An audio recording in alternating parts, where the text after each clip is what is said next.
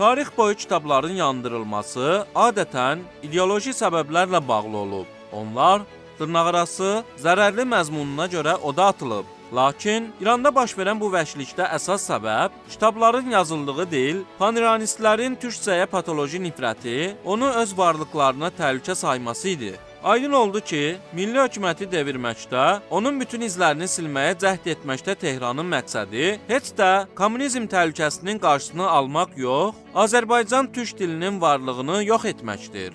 Yoxsa fədailəri, demokrat firqəsinin fəallarını kütləvi sürətdə qırıb edam etdikdən, pərən-pərən saldıqdan sonra İran ordusu niyə türk dilindəki kitablarla döyüşməli idi? Bəli, bu hadisə İranda 10 illiklər boyu həyata keçirilən və bu gün də davam edən türk dilini məhv etmək siyasətinin ən qabarıq təzahürü idi. Milli hökumətin süqutundan təqribən 20 il sonra böyük İran yazıçısı Cəlal Ali Əhməd bu siyasətin səmərəsizliyini vurğulayaraq yazmışdı. Artıq 40 neçə ildir ki, İran hökumətlərinin bütün səyi nəinki türk dilini məhdudlaşdırmağa, hətta onu məhv etməyə yönəlib. Onu dırnaqarası Azəri dili adlandırdılar. Gəlmə dil olduğunu iddia etdilər. Azərbaycan şəhərləri və kəndlərinin adlarını dəyişdilər. Milliyyətcə türk olan məmurları və əskərləri farsların yaşadığı bölgələrə və əksinə göndərdilər. Amma bütün bunlara baxmayaraq,